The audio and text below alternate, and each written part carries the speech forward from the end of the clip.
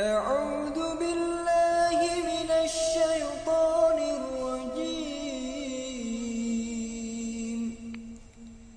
بسم الله الرحمن الرحيم السلام عليكم ورحمة الله وبركاته.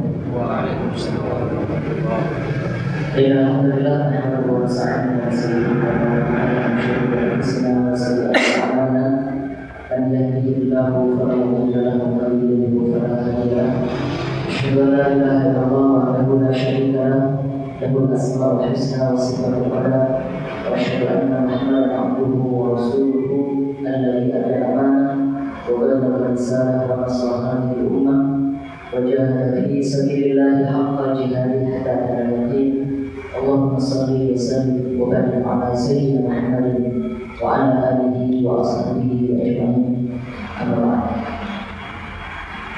Saudara-saudara sekalian yang dirahmati Allah Subhanahu wa taala, alhamdulillah pada hari ini atas semua rahmat Allah Subhanahu wa taala kita dapat hadir di dalam majelis ini di dalam rangka untuk talabul ilmi, di dalam rangka untuk tafaqquh din, dan secara khusus insyaallah pada pagi hari ini kita akan membahas mengenai satu peristiwa penting di dalam perjalanan sejarah umat Islam, yaitu peruntukan kekhalifahan umat Islam, yaitu Turki Utsmani pada tahun 1924. Saudara-saudara sekalian yang dirahmati Allah Subhanahu wa taala, jadi tema kita pada pagi hari ini adalah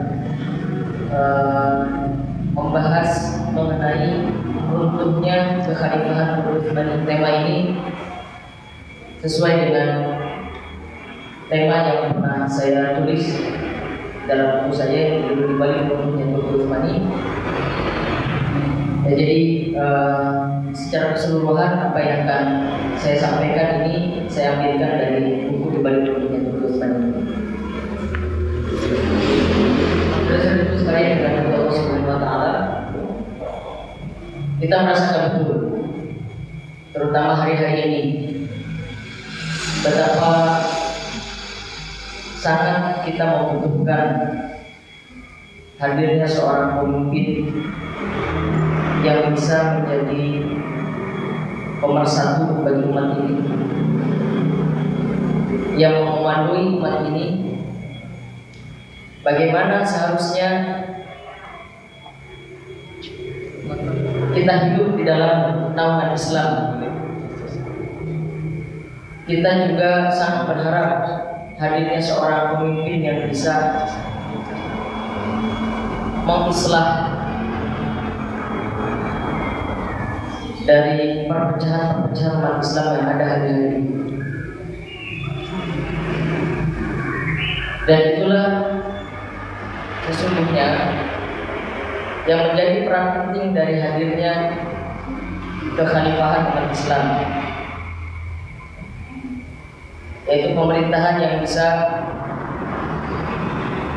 menjadi motor menggerakkan potensi umat Islam ini agar menjadi lebih berdaya.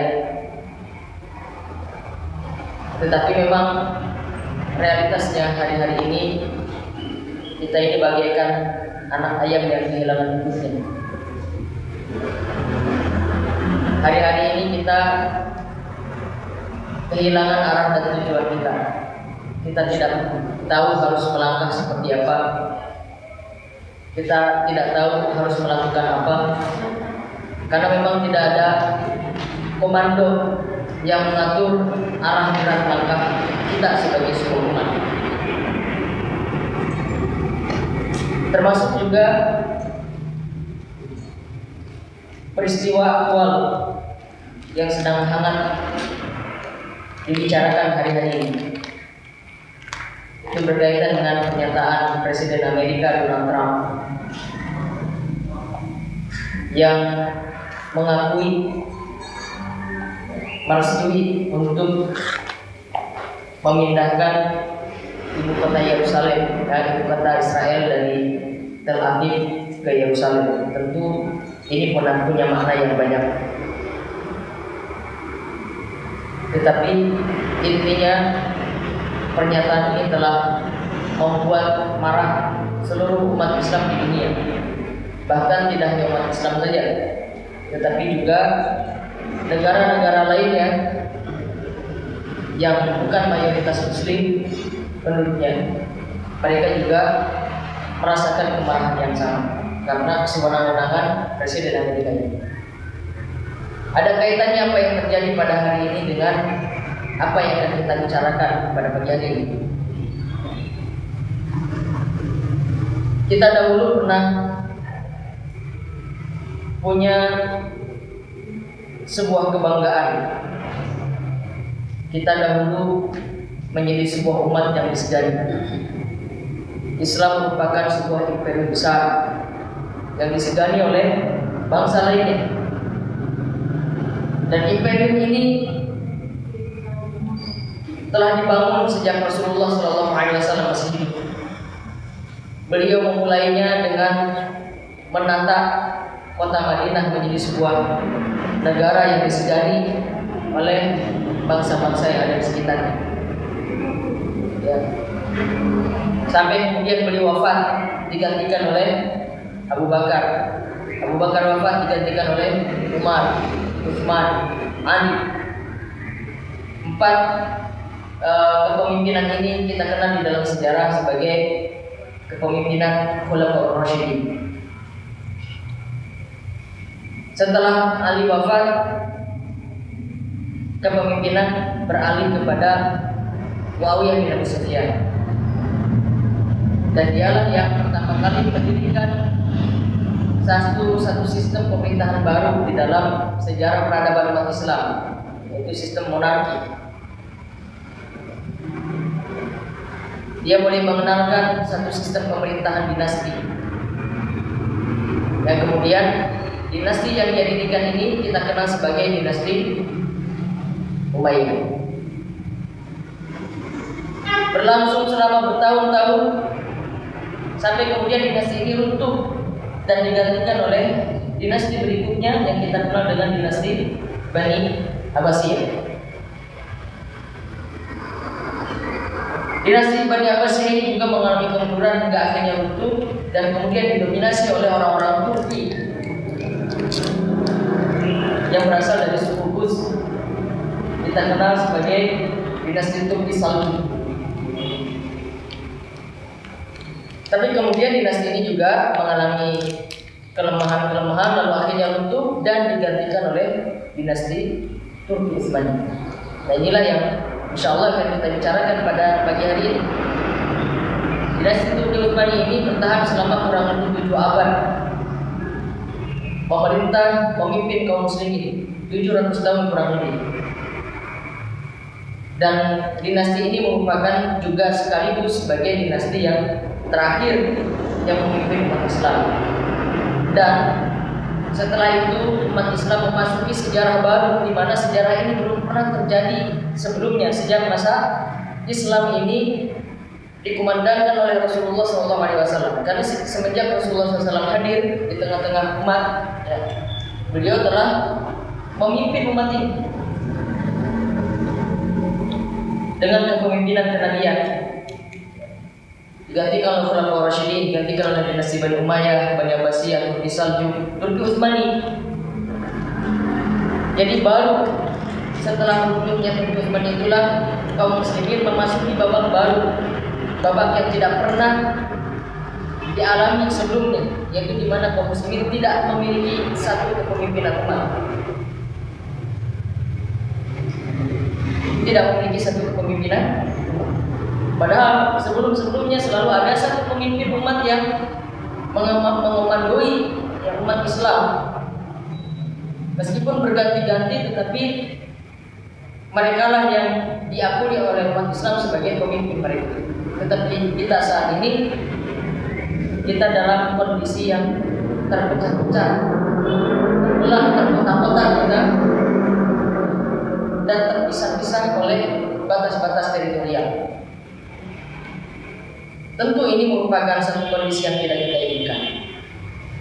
Dan memang Rasulullah SAW sudah menyampaikan kepada kita tentang gambaran yang akan dihadapi oleh umat Islam. Tetapi satu keyakinan yang juga tidak boleh hilang dari diri umat Islam ini adalah bahwa suatu saat nanti kekhalifahan itu akan tegak kembali.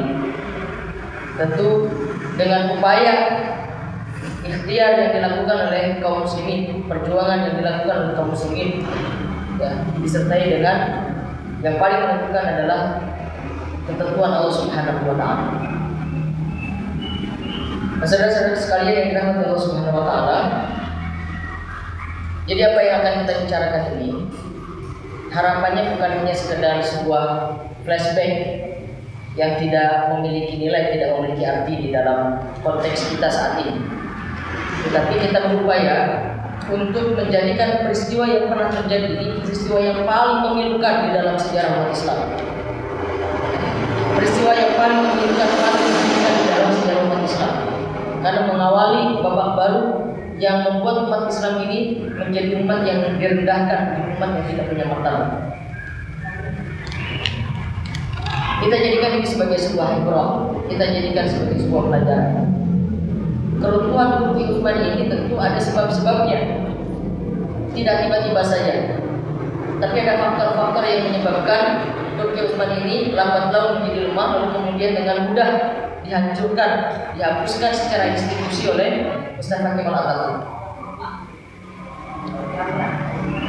Apa saja yang bisa kita jadikan sebagai pelajaran dari peristiwa runtuhnya kekhalifahan Turki Utsmani. Jadi saudara-saudara sekalian yang dirahmati Allah Subhanahu wa taala,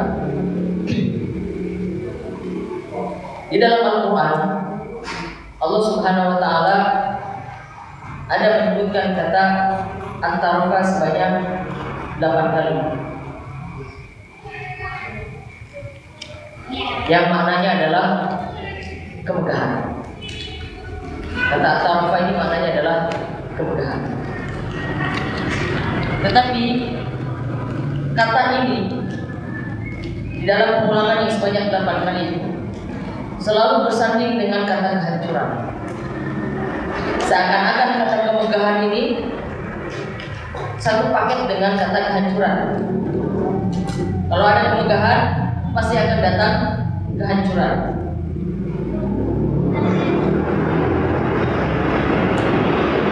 Sebagaimana yang salah satunya difirmankan oleh Allah Subhanahu wa taala,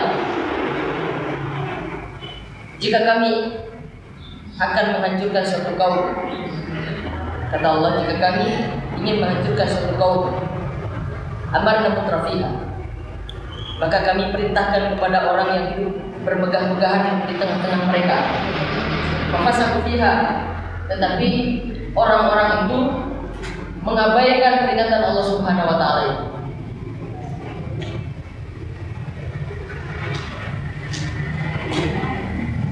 Lalu kemudian terjadilah apa yang dikehendaki oleh Allah Subhanahu wa taala.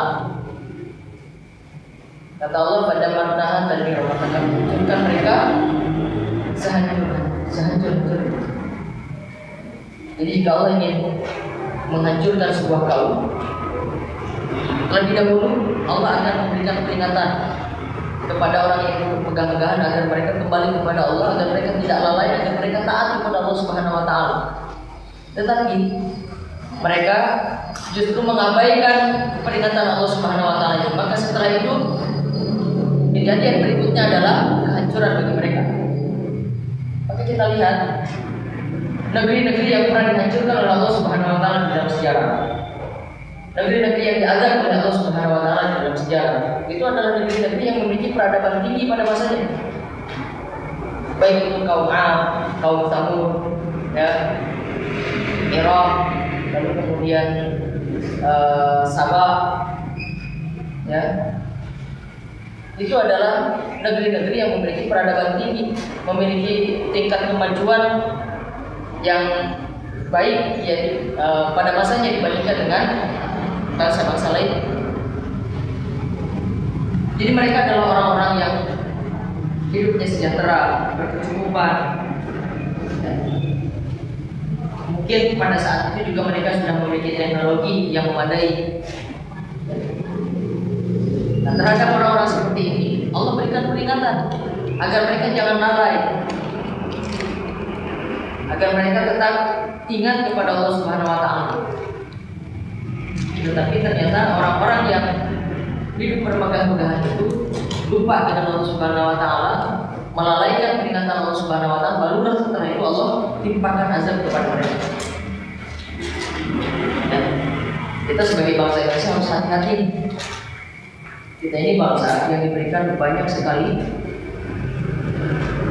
kelebihan oleh Allah Subhanahu wa Ta'ala, terutama dari sisi alamnya. Ya kan? Apa yang tidak ada di alam Indonesia ini? Makanya sering ada yang mengatakan Indonesia ini adalah sepenggal firdaus yang Allah hadirkan di atas muka bumi. Surga dunia itu Indonesia kan? Ya.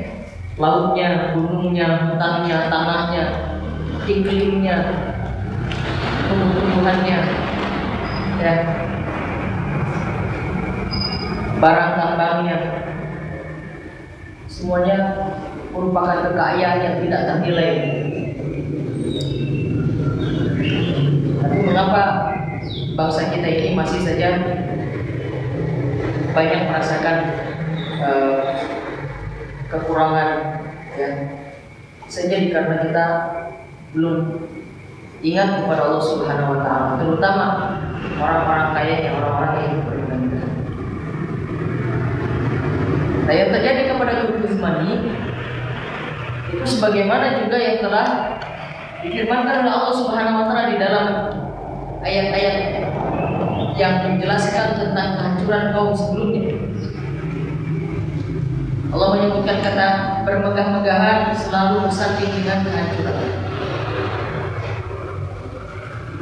Nah, rupanya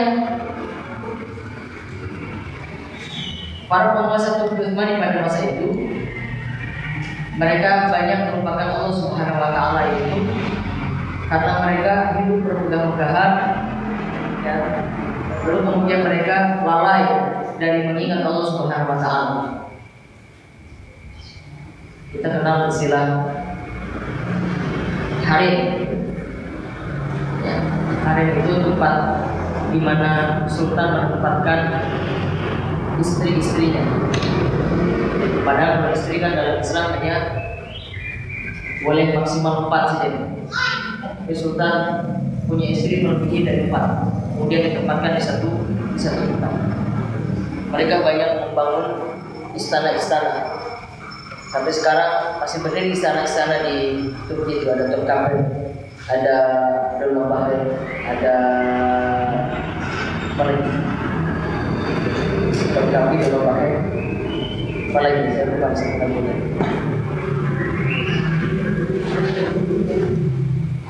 Belerdi, ya, istana Belerdi.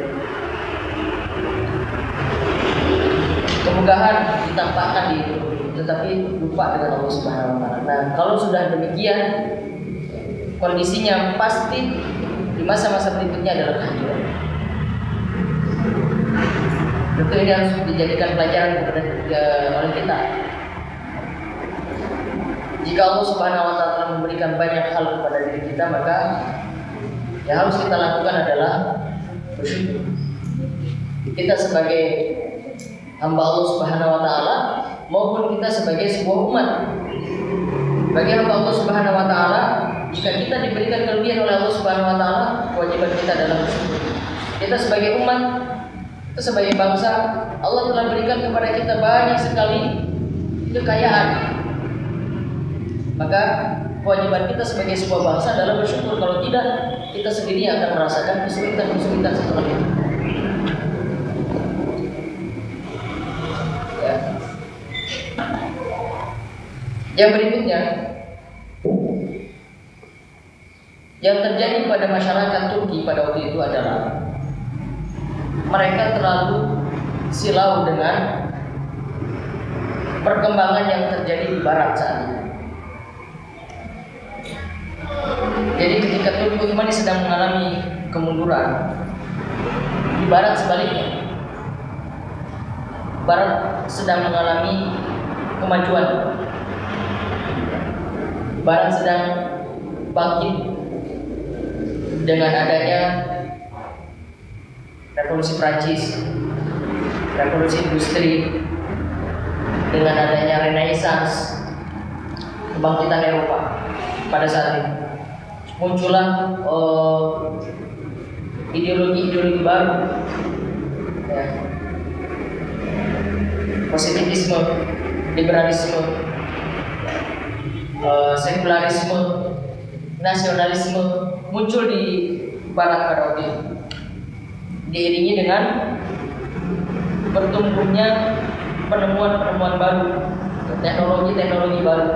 Di Barat sedang mengalami kebangkitan. Diawali dengan peristiwa Renaissance sebetulnya. Jadi upaya orang-orang Barat itu untuk melepaskan diri dari kepungan gereja. Karena pada masa itu gereja itu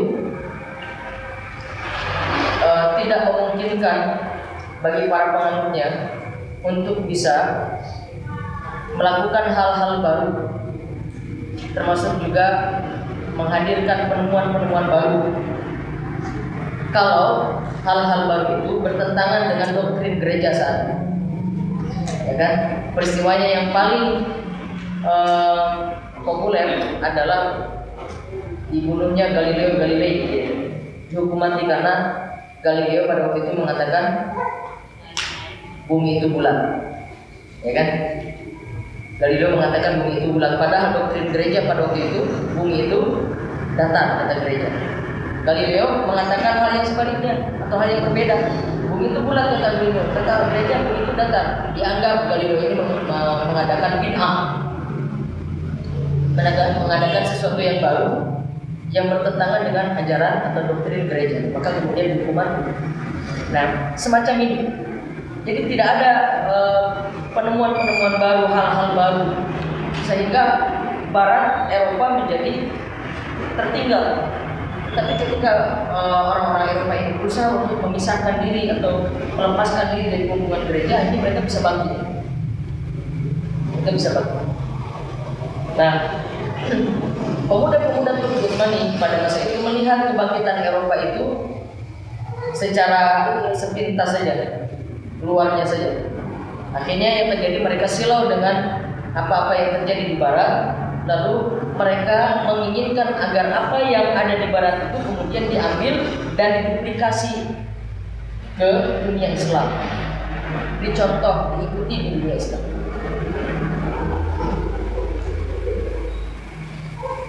Termasuk ideologi-ideologinya. Jadi masuklah di Indonesia itu liberalisme, sekularisme, nasionalisme. Ya. Di Turki misalnya, dalam institusi kekhalifahan itu sampai ada di mana Turki pernah mengalami dualisme konstitusi. Ada dua undang-undang sekaligus dalam pemerintahan Turki Utsmani. Undang-undangnya ada dua. Yang pertama itu undang-undang yang berdasarkan pada syariat, tetapi di samping itu juga ada undang-undang yang berdasarkan pada hukum positif. Jadi nanti dibagi dua, persoalan-persoalan yang berkaitan dengan agama silakan dihukumi dengan atau diatur dengan undang-undang yang berdasarkan pada syariat, sedangkan urusan-urusan yang berkaitan dengan dunia itu diatur oleh undang-undang yang berlandaskan pada hukum positif. Ini terlalu dipaksakan karena memang waktu itu orang-orang sekuler itu memaksakan, mereka belum berani menghapuskan undang-undang syariat, tetapi mereka sangat ingin Turki ini diatur oleh undang-undang positif, sehingga ada dua-duanya jalan,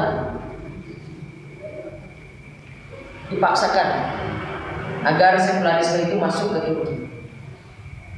Siapa yang membawanya? Ya para pemuda Turki, para pelajar-pelajar Turki, para mahasiswa Turki yang kemudian mereka ini belajar ke Barat, belajar ke Eropa, pulang dari Eropa, pulang dari Barat, datang kembali mereka ke tanah air mereka, ke Turki, lalu membawa pikiran-pikiran Barat.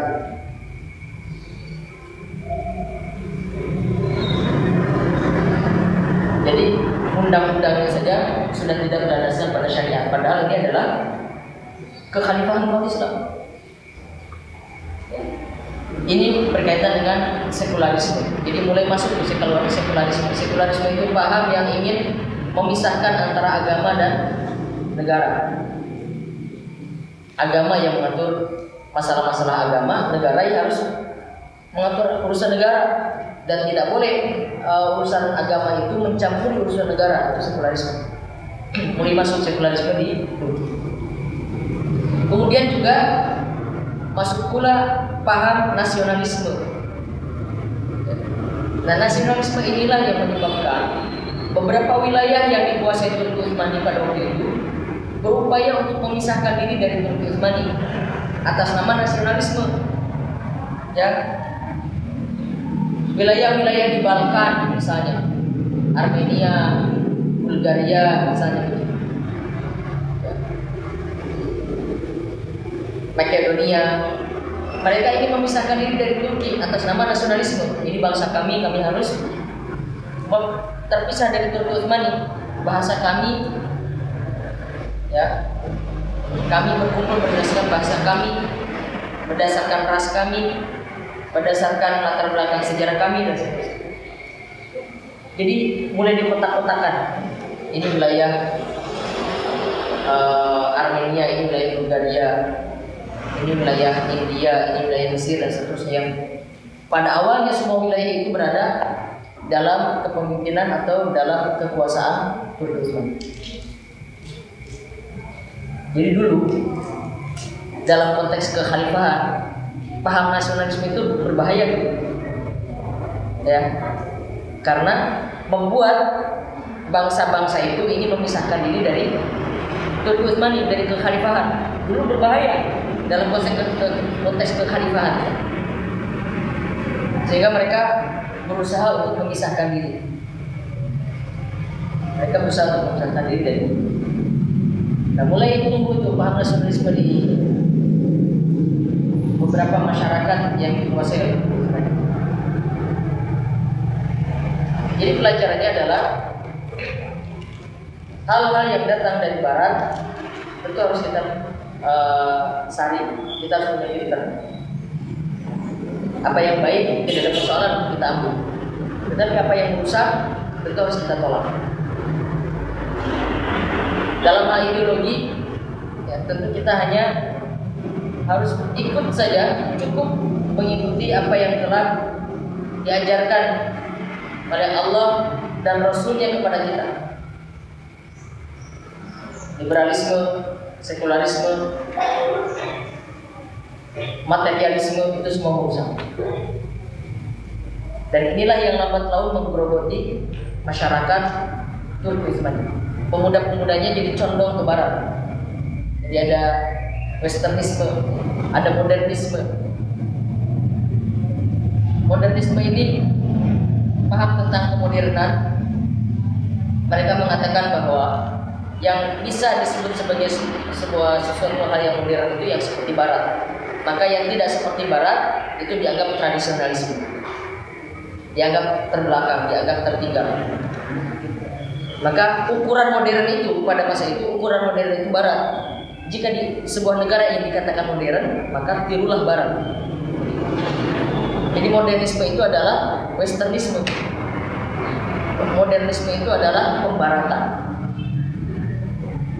Nah, dan di antara cirinya yang paling menonjol yang dibawa oleh paham modernisme itu adalah terpisahnya agama dari negara. Itu ciri yang paling menonjol. Jadi kalau agama dengan negara itu masih bersatu, itu dikatakan masih tradisional. Kamu masih tradisional. Kenapa? Karena negara dan agama di tempat kamu itu masih bersatu. Kalau pengen modern, itulah barat. Bagaimana barat? Di barat itu negara sudah ngurus negara, agama sudah ngurus negara, agama sudah ngurus agama. Itu yang dikatakan modern. Paham ini yang dibawa, merasuk ke tengah-tengah masyarakat Turkmen terutama para pemudanya dan para intelektual. Jadi hati-hati kalau kemudian kita sering mendengar istilah-istilah ini dianut oleh para intelektual, oleh orang-orang yang berilmu, para pemikir, ya. Di tengah-tengah bangsa kita, ini artinya bangsa kita ini sudah mulai diracuni. Harus diantisipasi. Ini hal yang kedua. Hal yang kedua yang menyebabkan Turki itu menjadi lemah adalah karena terlalu silau dengan ideologi negara, sehingga kaum muslimin menjadi tidak punya identitas. Apa identitasnya? Jadi tidak jelas. Disebut muslim, tetapi kehidupannya kebarat-baratan.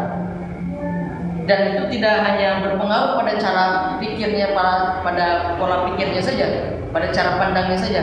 Nanti gaya kebarat-baratan ini juga sampai berpengaruh pada penampilan. Jadi yang dulunya wanita-wanita Turki itu tertutup auratnya, lambat laun sudah mulai berubah, sudah mulai pakai rok, kemudian jilbabnya mulai dilepas, karena mereka ingin mengikuti barat.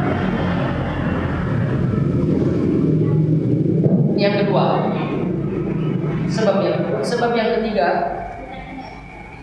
adalah adanya konspirasi dari gerakan-gerakan terselubung yang dimotori oleh gerakan Freemason.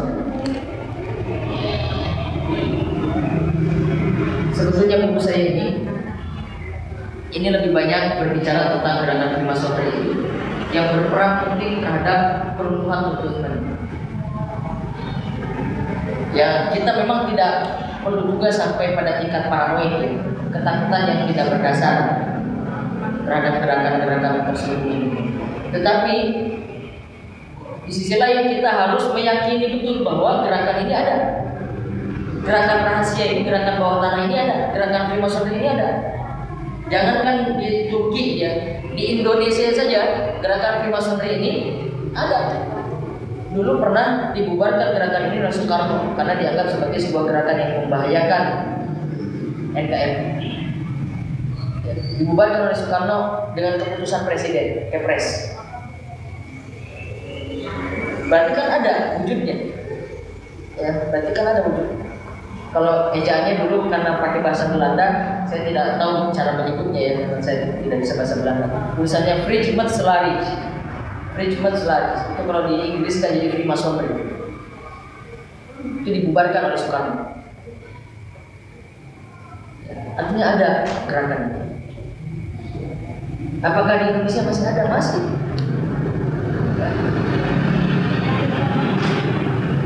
Masih. Underbone-nya masih bergerak terus.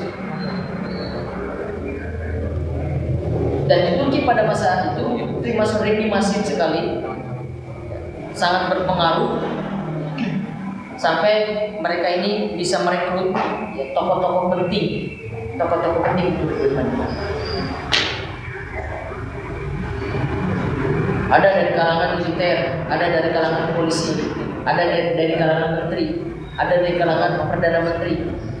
Bahkan ada yang sultan sampai berhasil mereka rekrut menjadi anggota Freemason, menjadi anggota gerakan rahasia ini. Yaitu Sultan Murad V kalau tidak salah. Bisa dicek lagi, saya lupa di sini. Ya, sebelum Sultan Abdullah II, Sultan ini berhasil direkrut untuk menjadi anggota Freemason. Ini gerakan yang sangat berbahaya. Tujuannya memang untuk menghancurkan kekhalifahan. Jadi mereka menyusup di berbagai sektor, menyusup, ada yang jadi hakim, ada yang jadi polisi, ada yang jadi dokter. Mereka sering melakukan pertemuan-pertemuan, berkumpul, merancang strategi, dan seterusnya. Di Indonesia dulu Agus Salim saja pernah jadi anggota Freemason.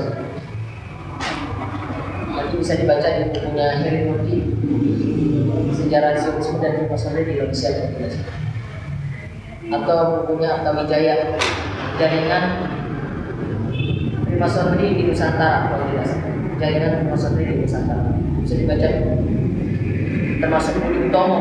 Budi Utomo juga hampir seluruh anggotanya, seluruh anggotanya banyak sekali merupakan anggota Freemasonry. Bahkan pertemuan-pertemuan Budi Utomo itu juga sering dilaksanakan di gedung-gedungnya milik Freemasonry, yaitu loji-loji. Tulisannya dalam bahasa Belanda itu lodge. Orang-orang Indonesia menyebutnya loji. Atau kelompok masyarakat lain menyebutnya gedung setan.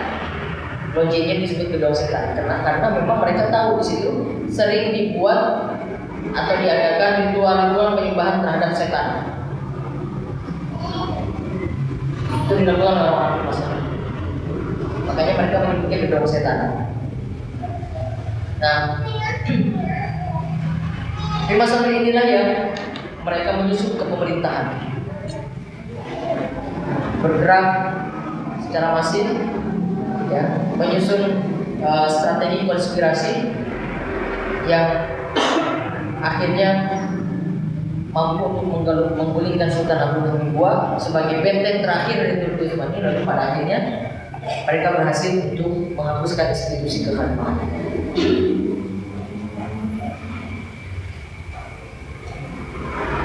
Dan gerakan ini bekerja sama dengan gerakan-gerakan lain yang termasuk gerakan Zionisme.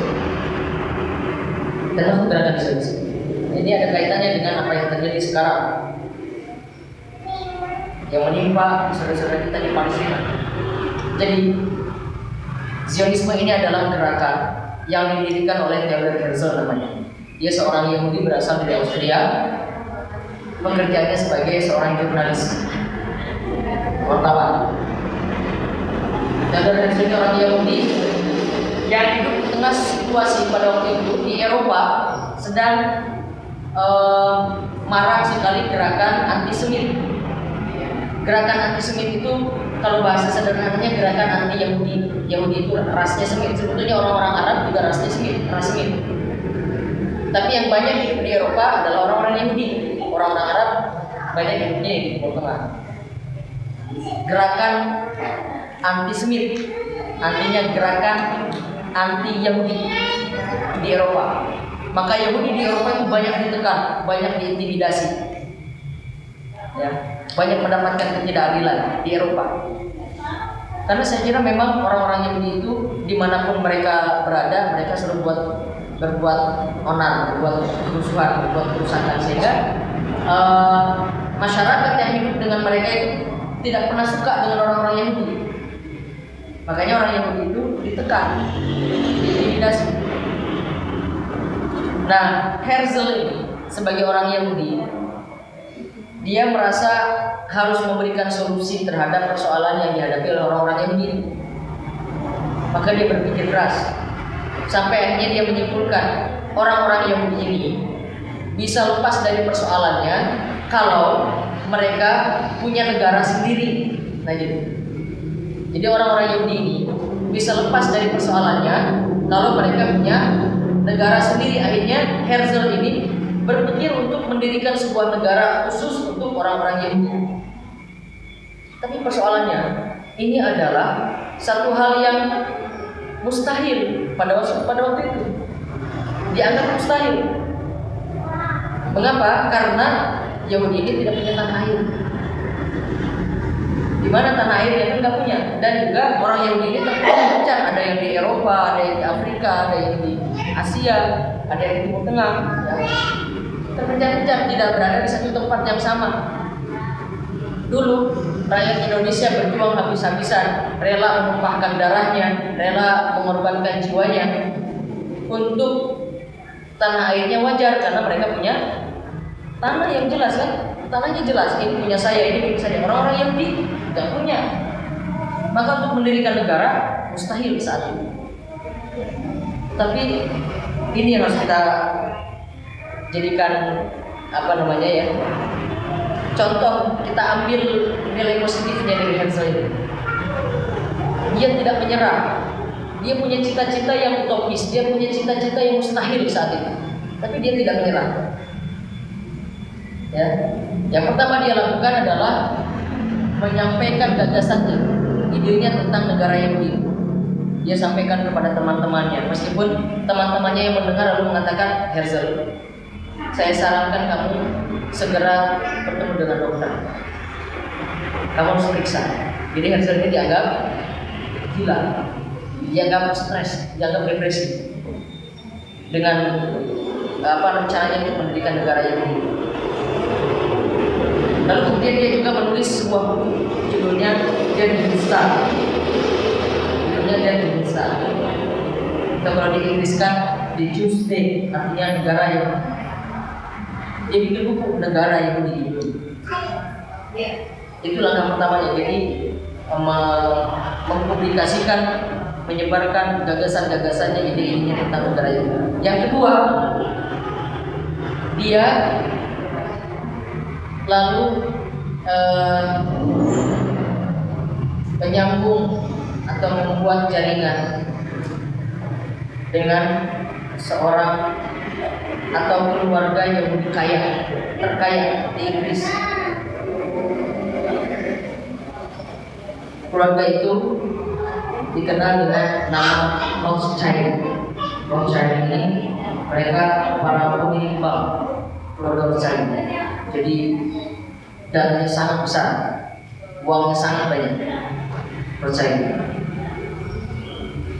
Sehingga rencana Herzl ini akhirnya didukung dengan pendanaan yang kuat, ya, didukung oleh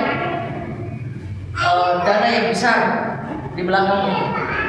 Maka setelah itu baru di langkah yang ketiga dia percaya diri untuk mendatangi Sultan Abdul Hamid II pada waktu itu, ya, yang menjadi Sultan Turki Utsmani, untuk meminta izin agar diberikan sedikit saja, ya, wilayah di Palestina itu, dan Herzl berani untuk membeli untuk pemukiman orang-orang Yahudi. Jadi minta izin kepada Sultan agar Herzl ini diizinkan untuk membeli tanah sedikit saja di Palestina untuk pemukiman orang-orang Yahudi. Awalnya begitu. Tapi yang dikatakan oleh Sultan Abdul Hamid pada waktu itu, dia mengatakan tanah itu bukan milik saya, tetapi milik kaum muslimin yang telah mereka dapatkan dengan tumpahan darah mereka. Maka tidak sedikit pun akan aku berikan kepada Anda. Ini bukan milik saya, kata Sultan Abdul Hamid II. Ini miliknya kaum muslimin. Mereka mendapatkannya dengan tumpahan darah mereka. Maka tidak akan saya berikan meskipun hanya sedikit saja kepada Anda. Padahal Herzl ini berkali-kali datang kepada Sultan untuk meminta izin, tapi tetap tidak diizinkan. Kata Herzl, kalau Anda tidak menginginkan hanya sekedar dibeli tanah itu, maka kami akan membayar upeti kepada Turki setiap tahun. Kami akan bayar upeti. Kata Sultan, tidak. Kalau begitu kami akan lunasi seluruh hutang-hutang Anda, hutang-hutang Turki Utsmani. Pada saat itu Turki Utsmani sedang terlilit hutang. Gitu. Ini yang datang bukan Bank Dunia ini. Yang datang juga bukan sebuah negara yang mau memberikan pinjaman hutang. Ya. Yang datang ini hanya seorang personal namanya Herzl itu. Tapi akhirnya dia ini didukung oleh dana yang besar sampai menjanjikan bisa melunasi hutang-hutangnya Turki Utsmani. Kira-kira saudara-saudara sekalian yang dirahmati Allah Subhanahu wa Ta'ala, apa yang terjadi pada bangsa kita ini, dia juga mengkhawatirkan. Utang Indonesia itu berapa jumlahnya? Utang Indonesia itu berapa jumlahnya? 4.000 triliun. Kita membayangkan nolnya aja belum kebayang. Nolnya berapa, Mas? 4.000 triliun. 15. Kalau miliar nolnya berapa? 9 ya. Kalau triliun nolnya berapa? 12. Kalau ribu triliun nolnya berapa? 15 nolnya. Subhanallah, ini 4.000 triliun kita utang. Andaikan ada orang yang datang kepada pemerintah kita lalu ingin menjanjikan saya akan melunasi seluruh utang Indonesia, asalkan berikan saja saya satu pulau. Kira-kira gitu gambarannya. Sultan Abdul Hamid itu kira-kira gitu gambarannya. Ada orang yang datang kepada Sultan Abdul Hamid II, lalu kemudian menawarkan saya akan lunasi semua utang-utang Tutu Utsmani, tapi izinkan kami membeli sedikit saja tanah di Palestina. Tapi untungnya sampai akhir Sultan Abdul Hamid II mengatakan hal yang sama. Tidak akan kami berikan sedikit pun kepada Anda. Akhirnya Herzl ini ketika keluar dari istana Sultan Abdul Hamid II pada waktu itu, setelah itu dia mengatakan tidak ada cara lain, tidak ada jalan lain untuk mendapatkan Palestina selain dengan cara menggulingkan Sultan Abdul Hamid. Dia harus menggulingkan. Akhirnya Zionis ini bekerja sama dengan Freemasonry untuk menggulingkan Sultan Abdul Hamid. Ya, sampai pada tahun 1908 Sultan Abdul Hamid II ini tersingkir dari kekuasaan, dikudeta. Dan setelah itu sultan-sultan berikutnya sebanyak 4 orang itu adalah sultan-sultan yang dikendalikan oleh gerakan Freemasonry ini. Bahasa kita sultan-sultan boneka. Mereka tidak punya kekuasaan untuk dikendalikan. Dipilih oleh mereka, dilengsarkan juga oleh mereka, oleh gerakan Freemasonry ini. Makanya saya mengatakan Sultan Abdul Hamid II itu adalah benteng terakhir yang berjuang untuk melawan gerakan Freemasonry ini yang sudah besar sekali pengaruhnya di Turki pada waktu itu. Kalau kita baca buku-buku yang menjelaskan tentang Sultan Abdul Hamid II, banyak yang mencitrakan negatif. Dikatakan Sultan Abdul Hamid itu diktator, ya, dan lain sebagainya. Kalau saya yang sedang berupaya untuk memahami bagaimana kondisi yang terjadi pada masa pemerintahan Sultan Abdul Hamid II itu, wajar. Kenapa wajar? Misalnya Sultan Abdul Hamid II itu dikatakan punya banyak sekali mata-mata. Memang begitu faktanya. Sultan itu punya banyak sekali mata-mata. Jadi di mana-mana itu ada mata-matanya Sultan. Kenapa? Karena memang musuh yang dihadapinya adalah Freemasonry. Gerakan rahasia, gerakan bawah tanah yang mereka berkumpul diam-diam, ya, kemudian merencanakan makar dan seterusnya. Itu pun dengan banyaknya intelijennya Sultan, mata-matanya Sultan akhirnya terguling juga dari kekuasaan. Jadi gerakan Freemasonry ini berbahaya sekali. Zionisme, ya kan? Nah, Zionisme ini juga akhirnya bekerja sama dengan negara-negara besar Eropa. Negara-negara besar Eropa. Misalnya muncullah kemudian perjanjian Sykes-Picot. Ini perjanjian antara Britania Raya, Inggris dengan Perancis. Perjanjiannya apa? Perjanjiannya itu adalah isinya membagi-bagi wilayah yang dikuasai oleh Turki untuk Eropa. Ini terjadi pada tahun 1917. Padahal Turki belum runtuh pada waktu itu, tapi memang sudah dalam keadaan sakit lagi negara. Ini bangsa yang sakit Turki, dan mereka orang-orang Eropa ini sudah memprediksi sebentar lagi Turki ini akan runtuh. Nanti kalau runtuh, nah kita bagi-bagi wilayah. Istilah kita ini jadi bancakan. Wilayah Turki ini jadi bancakan. Maka pada waktu itu dibagi-bagi. Perancis dapat Maroko, Aljazair misalnya. Kemudian Inggris dapat Mesir, Palestina. Pokoknya dibagi-bagi. Tahun 1916 saya kasihkan. Kemudian menyusul tahun 1917 ada deklarasi Balfour. Deklarasi Balfour ini adalah Perdana Menterinya Inggris. Dia memberikan izin kepada Yahudi untuk mendirikan perumahan-perumahan, ya, mendirikan perkampungan di wilayah Palestina atas mandat Inggris. Lambat laun orang-orang Yahudi mulai masuk. Dalam sejarah ada istilah aliyah pertama, aliyah kedua. Aliyah pertama itu adalah migrasi besar-besaran yang jumlahnya ribuan. Orang-orang yang masuk ribuan orang ke Palestina. Masuk lagi pada aliyah yang kedua, ribuan jumlah. Ya. Jadi ini cita-cita Zionisme itu, mendirikan negara yang tadinya mustahil kan, bisa terrealisasi, bisa terwujud.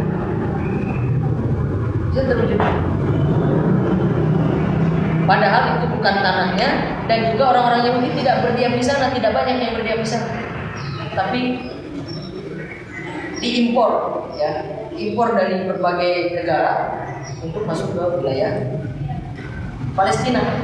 Nah, Yahudi-Yahudi yang ada di Eropa, mereka tidak sulit untuk diajak pindah karena memang di Eropa mereka tertekan. Di Eropa mereka tertekan, tapi yang sulit diajak untuk pindah itu adalah Yahudi-Yahudi yang berada di wilayah Timur Tengah. Karena di Timur Tengah mereka aman, karena pemimpinnya pemimpin Muslim. Mereka terlindungi. Yahudi di Timur Tengah itu ya hidup dengan baik, tapi dipaksa oleh orang-orang Zionis ini untuk pindah, ya, untuk pindah ke Palestina. Caranya apa? Caranya orang-orang Yahudi Zionis itu membom tempat-tempat ibadah milik orang-orang Yahudi.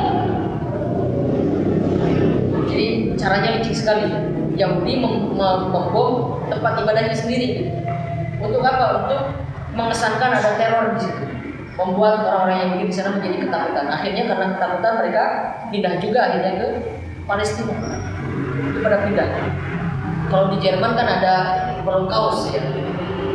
Di Jerman ada Holocaust, pembantaian besar-besaran orang Yahudi oleh Hitler.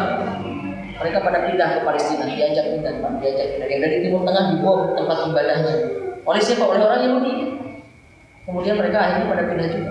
Makanya ada yang mengatakan Holocaust yang dilakukan oleh tentara Nazi Jerman terhadap orang-orang Yahudi itu juga bekerja sama dengan orang-orang Yahudi sendiri. Jadi orang Yahudi bantai orang Yahudi. Biar apa? Biar pada pindah ke Palestina. Ini cara-cara yang sangat licik sekali. Akhirnya pada pindah. Semakin banyak. Lalu sampai akhirnya hingga saat ini wilayah Palestina itu tinggal tepi barat dan jalur Gaza. Yerusalem menjadi wilayah bersama. Karena itu memang sebagai tempat suci bagi tiga agama, Kristen, Islam dan Yahudi. Masih sangat sensitif. Nah ini dengan adanya pernyataan Trump ini sudah mengacak-acak semua. Yerusalem ini wilayah bersama, sudah disepakati. Palestina tinggal jalur Gaza dan tepi barat. Trump mengatakan ini akan menjadi miliknya Israel. Yerusalem ini bahkan akan menjadi ibu kotanya. Nah, ini kan menyakiti semua pihak. Nah, ini Zionis ini mengatur itu semua dengan Masoni, dengan negara-negara besar. Ketika kekhalifahan Turki Utsmani runtuh, maka wilayah-wilayah yang tadinya dikuasai oleh Turki Utsmani itu menjadi wilayah tak bertuan, karena tuannya runtuh, ya kan? Tadinya kan dikuasai oleh Turki, Aljazair, Maroko misalnya, Palestina dan seterusnya, akhirnya menjadi tidak bertuan, hanya diambil oleh negara-negara Eropa, diambil Palestina, diambil Maroko, diambil Aljazair, diambil Libya dijajah dikuasai oleh Italia pada Prancis di Aljazair dan Maroko, Inggris di Mesir dan Palestina. Menyakitkan itu. Umat Islam dijadikan bancakan hingga hari ini. Yang keempat, sebab kelemahan Turki itu adalah karena kalah perang dalam Perang Dunia Pertama. Kalah perang dalam Perang Dunia Pertama ini kekalahan militer. Sebelumnya ada kekalahan sosial, politik, budaya, sudah kalah, sudah jatuh mental. Lalu kemudian terakhir kekalahan militer. Perang Dunia Pertama, Turki berada di pihak blok sentral kan, musuhnya berhadapan-hadapan itu dua pihak ini, yang satu blok sentral, yang satu blok sekutu. Blok sentral itu ada yang paling pokok ada Jerman dan Turki. Di blok sekutu ada Prancis, ada Inggris, ada Rusia berperang. Tadinya Turki itu mau berpihak kepada Inggris, Sudah berkali-kali mereka mengadakan pertemuan. Tapi ada satu hal yang membuat Turki ini sangat kecewa terhadap Inggris. Jadi Turki itu pesan kapal perang 2 jumlah. Pesan kapal perang 2 kepada Inggris. Sudah dibayar. Kapal perang itu sudah dibayar. Tapi karena ada perang melawan Jerman itu, nah kapal yang dibuat Inggris ini malah dipakai oleh Inggris sendiri, dibuat perang. Bisa dipahami ya? Ini padahal miliknya Turki karena sudah dibayar. Tolong buatkan kapal ke Inggris, tolong buatkan kapal ini saya bayar. Udah dibayar. Tapi bukannya diberikan kepada Turki, malah kapal ini digunakan oleh Inggris sendiri untuk berperang melawan Jerman. Akhirnya Turki marah. Akhirnya tidak mau mereka berpihak kepada Jerman. Maka Turki Jerman di satu pihak, kemudian Prancis, Inggris, Rusia di pihak yang lain. Terjadi perang dunia pertama. Kalah. Jerman dan Turki kalah. Nah ini sudah menghancur lantakan semuanya. Secara politik sudah tidak kuat lagi. Turki ini budayanya sudah diracuni oleh budaya Barat. Lalu kemudian secara militer juga kalah habis sudah semuanya. Maka di saat seperti itulah kemudian Turki akhirnya tumbang.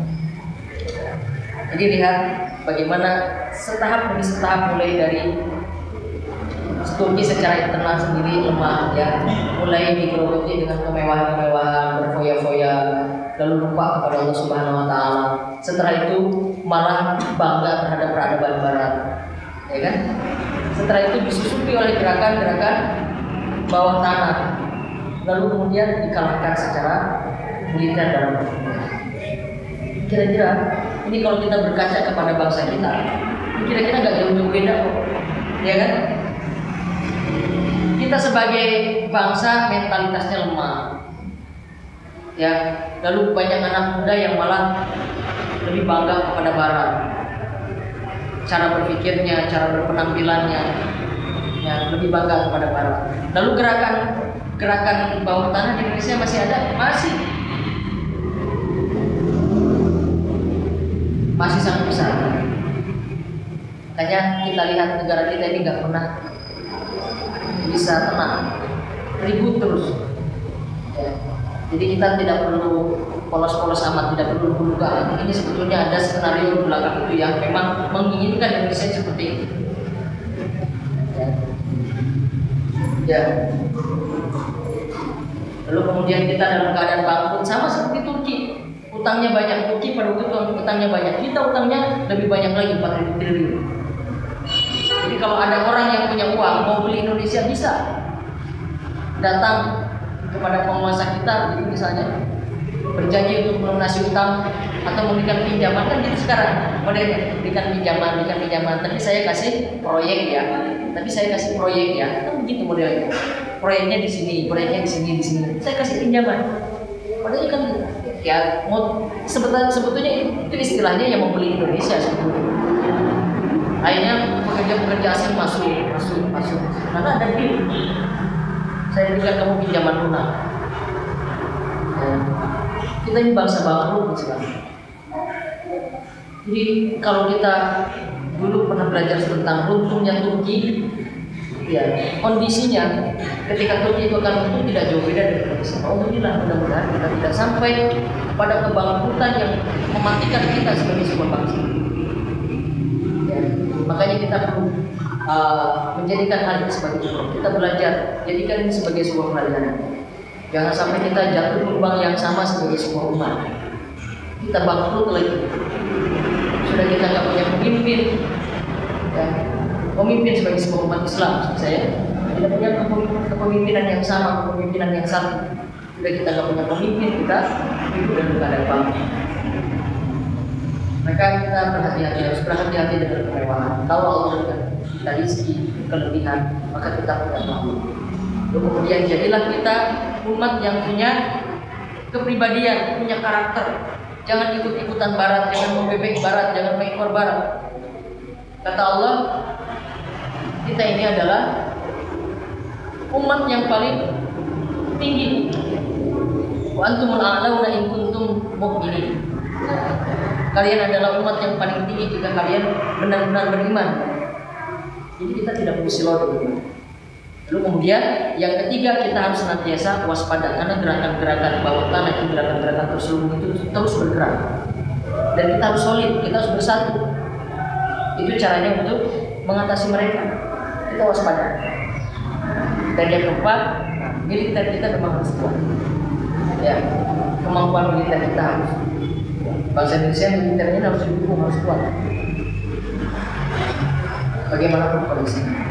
Nah, itulah yang bisa menjadi benteng bagi kita agar kita tidak mengalami hal yang sama dengan apa yang pernah terjadi. Baik, sekiranya demikian yang bisa saya sampaikan.